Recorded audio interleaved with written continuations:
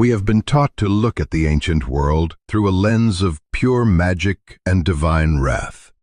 But the truth, buried beneath the desert sands and ocean floors, is far more terrifying and complex.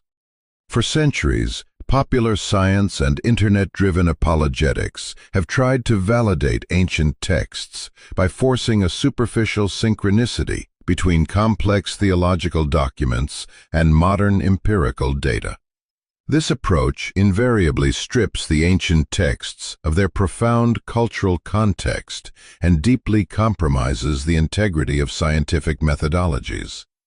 To truly understand the genesis of the events recorded in the Hebrew Bible, one must completely discard sensationalism and apply the rigorous tools of archaeoclimatology, ancient Near Eastern historiography, comparative mythology, and population genetics. By shifting the analytical framework away from simplistic literalism, the actual physical, archaeological, and anthropological realities that birthed these narratives are finally revealed.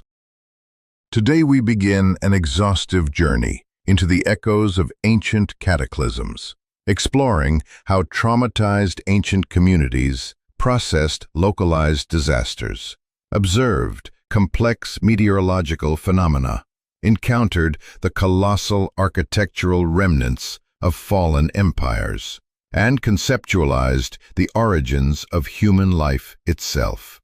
The intersection of ancient trauma and localized disaster became the fertile ground for the birth of mankind's most terrifying myths. We start with the waters that swallowed the world, and the fire that supposedly rained from the heavens.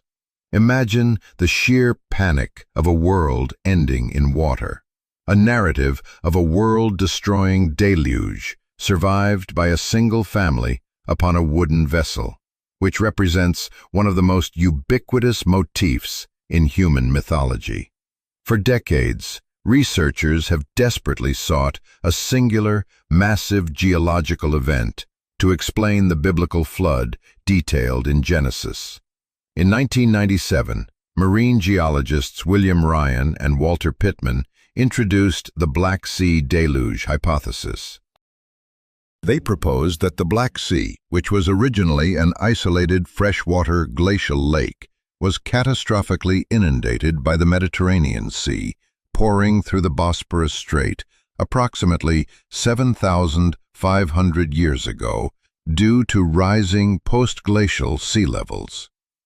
Subsequent deep-water expeditions, notably led by Robert Ballard in the year 2000, seemingly bolstered this apocalyptic theory. Utilizing advanced sonar and remotely operated vehicles, Ballard's team descended into the dark, anoxic, or oxygen-deprived waters and identified submerged ancient coastlines. Down there, 95 meters below the surface, they discovered what they named Site 82, featuring carved wooden beams, stone tools, and rectangular structural outlines preserved perfectly by the suffocating depths. It felt like the ultimate vindication of the ancient text, but rigorous academic consensus from 2020 to 2025 severely challenged the apocalyptic scale required to link this specific geological event to the pervasive Near Eastern flood myths. Comprehensive reviews of geophysical, geochronological, and geochemical data, alongside the microscopic analysis of dinoflagellate cysts, indicate that the transition from a freshwater lake to a saline sea was not a violent tsunami, but a gradual inundation spanning decades, if not centuries. Furthermore, there is an absolute absence of any archaeological evidence suggesting a mass catastrophic human evacuation from the Pontic region during this time frame. The true intellectual value of the Genesis flood narrative lies not in locating a specific hydrogeological anomaly, but in understanding the text through the revealing lens of comparative mythology. The biblical account is deeply embedded in the literary tradition of much older Mesopotamian flood myths, specifically the Epic of Gilgamesh, featuring the survivor Utnapishtim, and the Atrahasis epic, dating to roughly 1700 before the Common Era.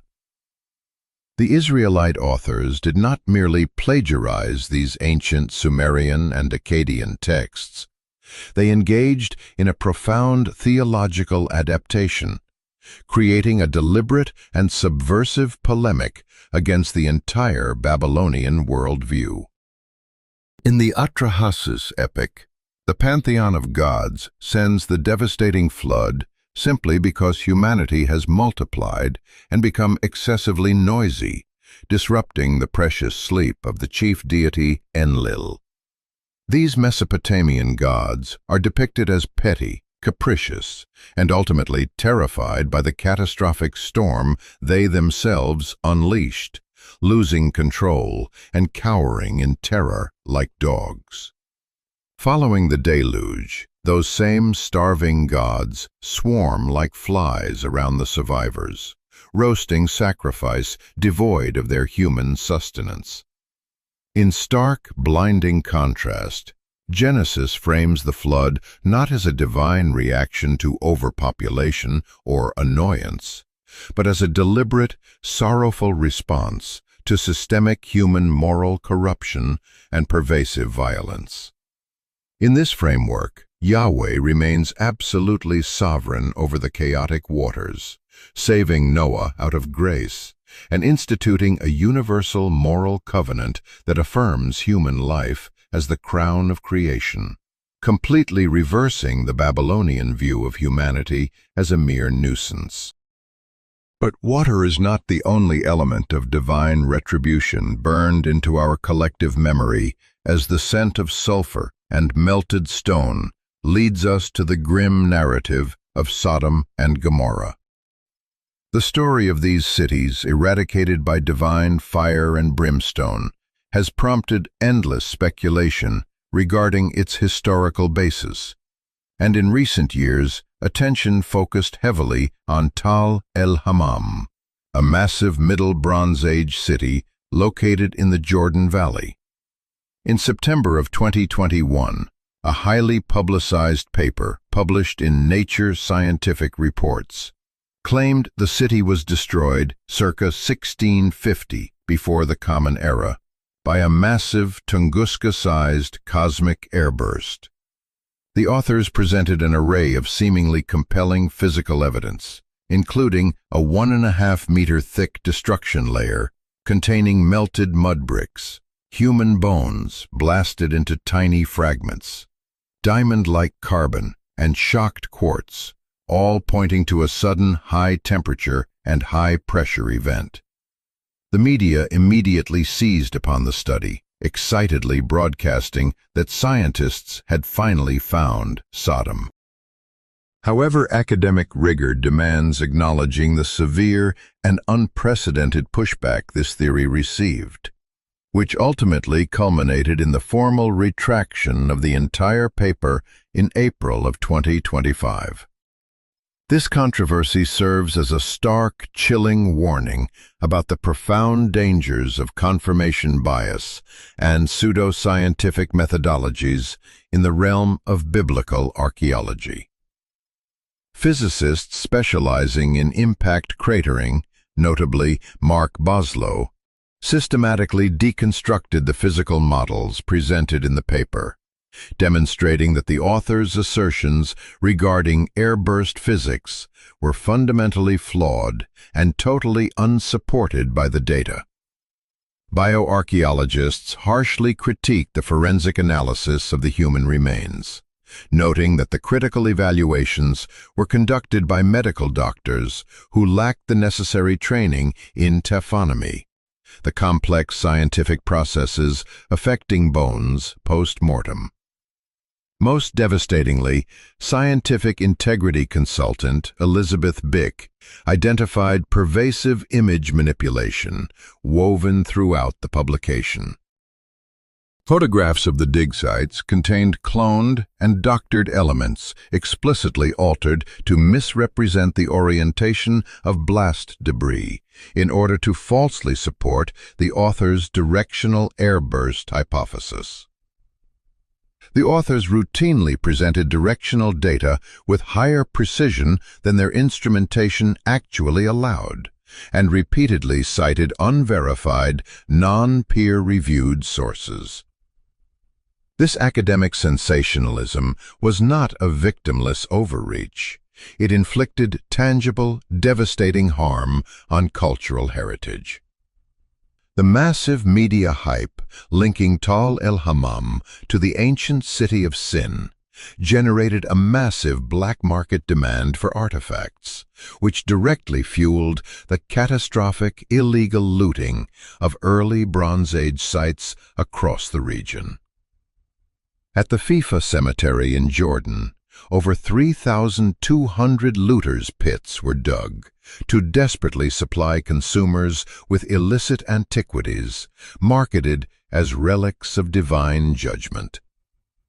The historical reality is that the destruction of Bronze Age Levantine cities was common, frequently resulting from conventional warfare, tectonic shifts along the Dead Sea Transform Fault, or severe agricultural collapse. Any of these mundane, brutal realities could easily birth the cultural memory of catastrophic ruin without ever requiring the fabrication of an asteroid impact. We are conditioned to view miracles as a temporary suspension of the laws of nature, a moment where the universe pauses to let the divine step through. But what if the truth is infinitely more terrifying? What if the wrath of God in the ancient world was not a violation of physics, but the calculated weaponization of it? The 10 plagues of Egypt have been illustrated in children's books and blockbuster movies as isolated magical events, brief bursts of supernatural anger. Yet modern paleoclimatology and epidemiology paint a picture of a relentless, suffocating biological cascade, a syndemic that dismantled an entire empire from the microscopic level upward, layer by agonizing layer. To understand the fall of the Egyptian ecological order, you have to feel the suffocating heat of the late Bronze Age. Paleoclimatological studies of ancient stalagmites hidden deep within Egyptian caves reveal that during the era traditionally associated with Ramesses II, the eastern Mediterranean was choked by sudden, rapid warming and intense, unyielding drought. Imagine the brutal, unrelenting sun beating down on the Nile, transforming the mighty, life-giving river into a stagnant, overheated, slow-moving vein of death. This sluggish, simmering water created the exact, perfect crucible for a massive, toxic bloom of Oscillatoria rubescens, a microscopic freshwater organism known as burgundy blood algae. The water didn't just turn red like a parlor trick. It became a thick, anoxic sludge. It suffocated millions of fish in a matter of days, filling the hot desert air with the putrid, overwhelming, inescapable stench of aquatic decay.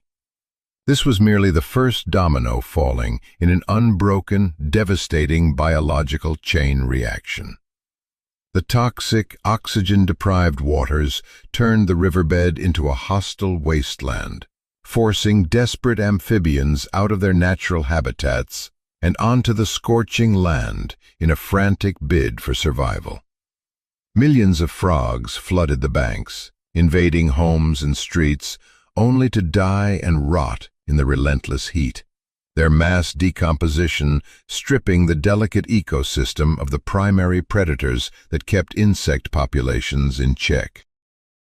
Without the frogs, the air soon vibrated with a maddening, deafening hum as populations of lice, gnats, and flies exploded exponentially, blackening the skies and crawling over every inch of exposed, sweating flesh.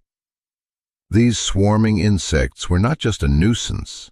They were rapid, hyper-efficient vectors for absolute biological ruin. Epidemiologists posit that these biting insects transmitted horrific epizootic pathogens, most likely African horse sickness or the blue tongue virus, sweeping through the pastures and devastating the Egyptian livestock in a sudden wave of agonizing death. Simultaneously, the relentless swarm transmitted severe cutaneous infections like Staphylococcus aureus or Bacillus anthracis directly to the human population, causing angry, festering boils to erupt on the skin of everyone from the lowest slave to the high priests. The ecological infrastructure of the empire was then completely shattered by a historic atmospheric anomaly, a massive, violent hailstorm that pounded the earth, followed by a dark, buzzing cloud of locusts that stripped every single remaining green leaf and stalk of grain from the wounded land. But the ultimate horror, the 10th plague that culminated in the death of the Egyptian firstborn, has long been the most chilling and inexplicable mystery, seemingly requiring an angel of death to walk the streets.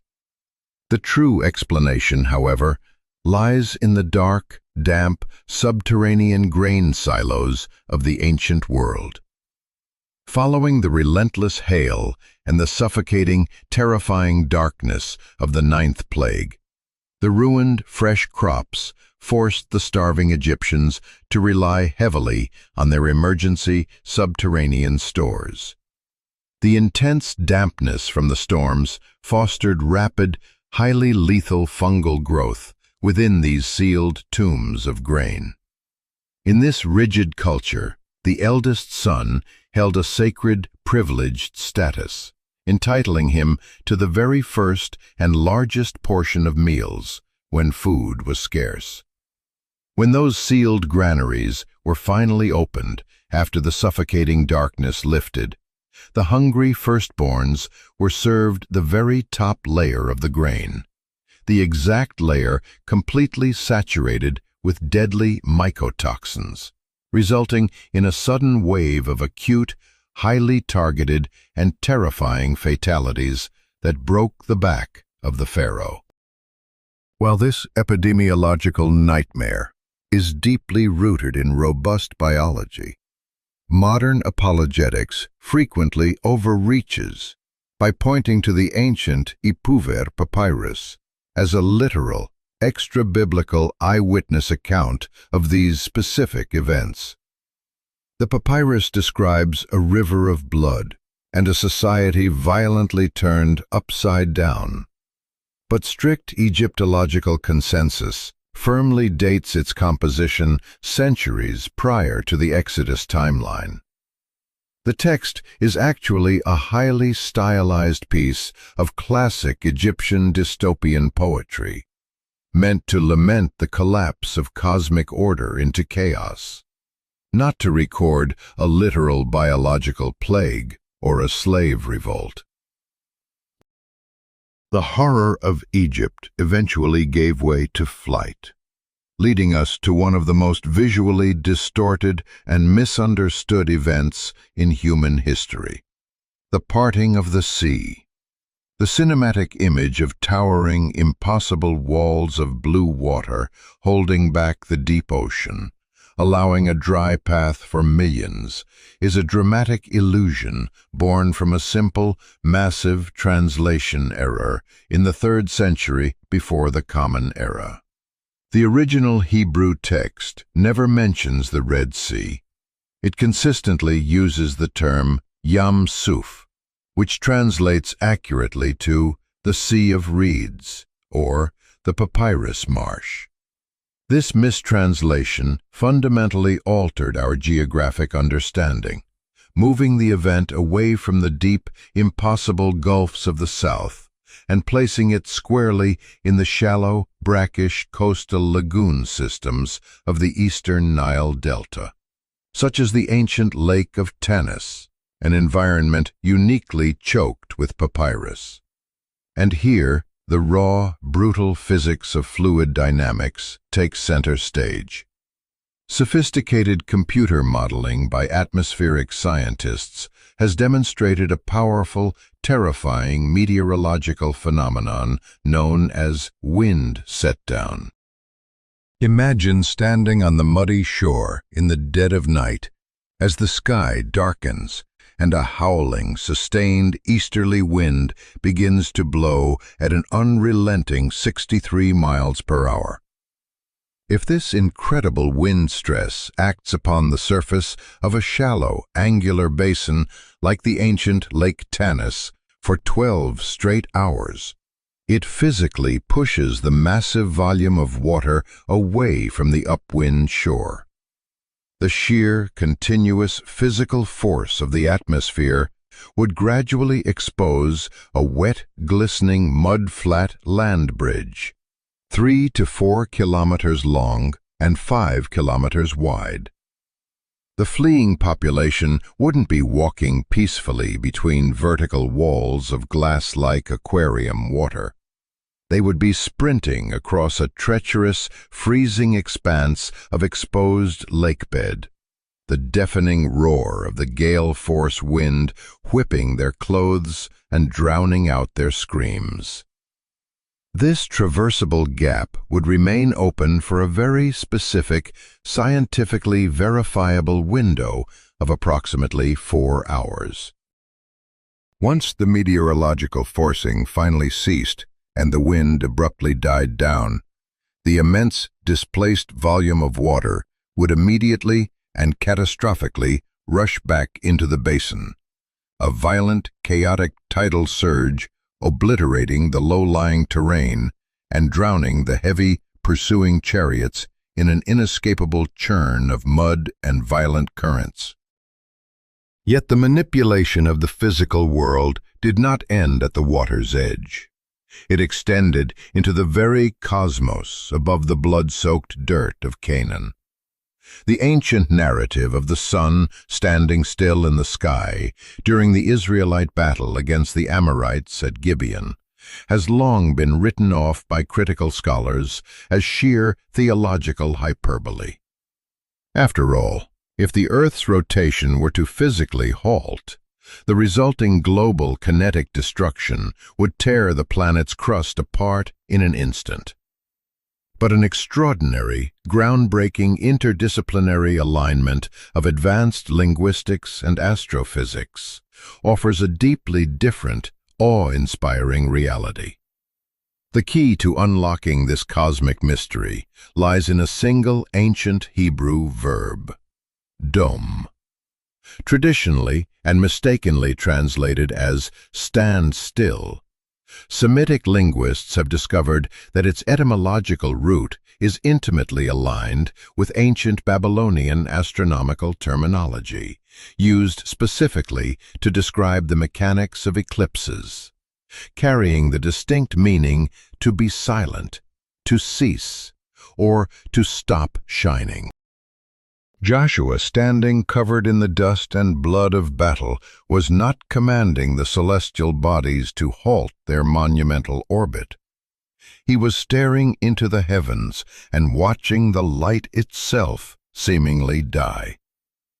Utilizing highly sophisticated astronomical models to calculate minute variations in the Earth's rotation over thousands of years, researchers discovered that between 1500 and 1050 before the Common Era, only one annular solar eclipse was visible over that specific region of the Levant.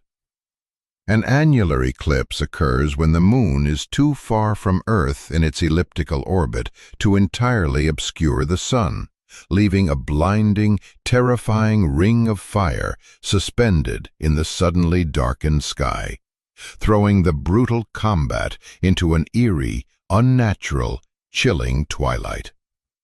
This specific, horrifying cosmic event occurred on the exact afternoon of October 30th, 1207, before the Common Era. The true staggering academic brilliance of this astronomical synchronization is how perfectly it locks into place with the silent, carved stones of Egyptian archaeology. The Merneptah Stele, a massive granite monument erected by the pharaoh Merneptah, provides the very first known extra-biblical textual reference to Israel as a socio-ethnic entity residing in Canaan. Radiocarbon dating and historical chronologies place the first year of his reign precisely in this incredibly tight chronological window, aligning the 1207 eclipse perfectly with the stele's timeline. The sudden, terrifying darkening of the sun wasn't a mythological fairy tale. It firmly places the nascent Israelite military presence in the Levant at the exact moment the astronomical anomaly was recorded. It transforms a perceived supernatural hyperbole into one of the most precisely datable, heart-stopping military encounters of the ancient world, permanently scarring the sky and the memories of the men fighting in the unnatural twilight below. While the skies above the ancient Levant were being violently manipulated to cast battlefields into unnatural darkness, another deeply terrifying physical reality was taking shape on the ground, one that would cement the ultimate underdog allegory into our collective consciousness. We have all heard the story of David and Goliath, a narrative that has permeated global culture for millennia.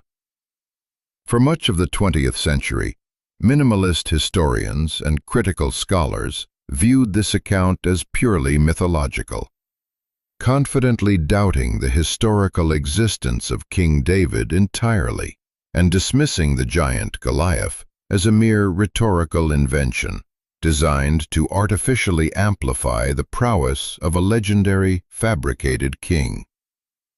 But the quiet, dusty trenches of archaeological excavation hold secrets that eventually silence the skeptics. The discovery of the Tel Dan Stela in 1993, bearing the carved Aramean inscription, House of David, shattered the minimalist consensus by proving David possessed a genuine historical footprint. Yet the terrifying mystery of the giant remained completely unsolved until a massive, comprehensive 25-year excavation project at Tel Es-Safi revolutionized our understanding of the ancient world. Tel Es-Safi is the undisputed archaeological site of the ancient Philistine capital of Gath, the biblical hometown of Goliath. Beneath the scorched dirt, archaeologists discovered a groundbreaking artifact in a destruction layer dating specifically to the 10th and 9th centuries before the Common Era.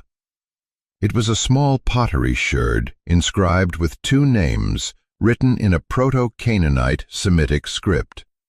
But the names themselves were of distinct Indo-European, likely Aegean, origin. They were the exact etymological equivalents to the name Goliath. While this single shattered piece of pottery does not prove the existence of the specific biblical warrior, it incontrovertibly demonstrates that the linguistic environment described in the ancient texts was not a fairy tale, but an accurate reflection of the historical reality of Philistine Gath. But the true, awe-inspiring origin of the giant myth lies not in human biology or mutated genetics, but in the sheer, overwhelming terror of monumental urban planning. Excavators uncovered a previously unknown underlying stratum of the city, dating exactly to the 11th century before the Common Era, the precise chronological window of the Davidic era. The architecture of this era was unprecedented in its colossal, crushing scale. The city's defensive fortifications measured an astounding 13 feet in thickness, The building materials were equally massive. While later Iron Age layers utilized standard half-meter stones, this specific Goliath layer was constructed using massive cyclopean blocks, measuring up to 6.5 feet in length and weighing several tons. Furthermore, this ancient iteration of Gath covered an immense 123 acres, functioning as a terrifying regional primate city that absolutely dwarfed all contemporaneous settlements in the Levant.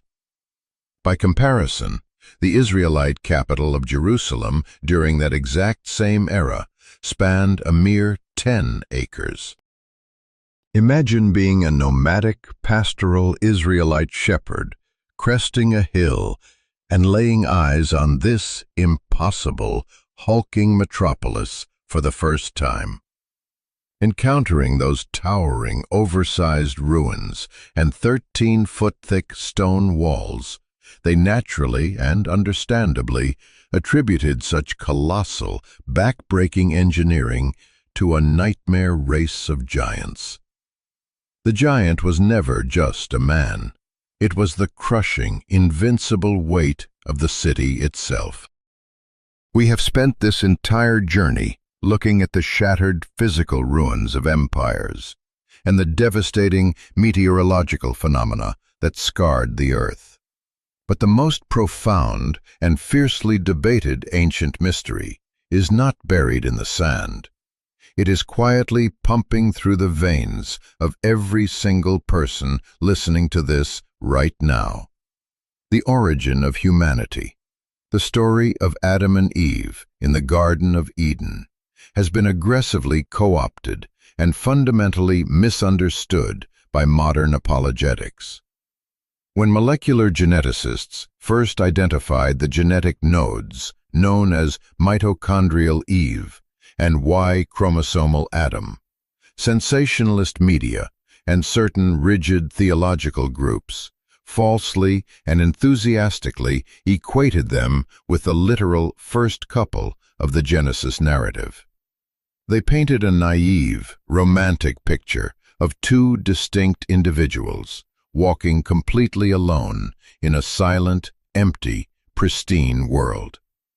But the cold, hard biological reality of population genetics completely dismantles this comforting misconception, revealing a human history that is infinitely more vast, brutal, and complex. Mitochondrial Eve was not the only woman on Earth. She is simply the most recent common matrilineal ancestor of all humans alive today, tracing an unbroken microscopic line of mitochondrial DNA passed exclusively from mother to offspring. Advanced genomic sequencing estimates she lived roughly 100,000 to 150,000 years ago under the scorching sun of ancient Africa. During this exact same overlapping evolutionary epoch, Y-chromosomal Adam was walking the earth, tracing the patrilineal ancestor passed from father to son. But the terrifying truth is that these two individuals were not exact contemporaries. They did not mate, and they were emphatically not the only humans alive on Earth. The analysis of nuclear DNA and coalescent theory mathematically proves that the effective human population size during these ancient, brutal epochs never dropped below tens of thousands of individuals fighting for survival. Mitochondrial Eve was merely one specific woman in a massive, struggling population whose direct female-line descendants happened to survive the cruel lottery of genetic drift. Other women alive at that exact same moment have descendants breathing right now, but their lineages were mixed with male offspring, interrupting that specific, continuous mitochondrial chain. But just as the pure biological science seems to completely erase the ancient narrative, a breathtaking mathematical concept developed by computational biologist Joshua Swamidass, known as the genealogical Adam and Eve violently flips the script, forcing us to look at our family tree with a deep, unsettling awe. Swami Das highlights a vital, staggering scientific distinction between genetic ancestry, which is inheriting measurable physical strands of DNA, and genealogical ancestry, which is tracing a purely relational family tree. Because human family trees expand exponentially backward in time, populations rapidly experience a mathematical phenomenon called pedigree collapse, sharing common genealogical ancestors quite recently. Based on incredibly robust population simulations, we now know that universal genealogical ancestors are exceptionally common in human history. The math reveals a chilling probability. A specific historical couple living in the Middle East as recently as 6,000 years ago could effortlessly become the universal genealogical ancestors of absolutely every single human being alive on Earth by the 1st century of the Common Era. In this profound model, this specific couple's descendants interbred with a much larger, ancient, pre-existing biological human population that was already evolving and spreading outside their localized, regional garden. Over millennia, their specific genetic contribution would be entirely diluted to zero, leaving them as untraceable, invisible genetic ghosts in our blood. Yet they would sit firmly and undeniably at the absolute top of the genealogical family tree of every person listening to this right now.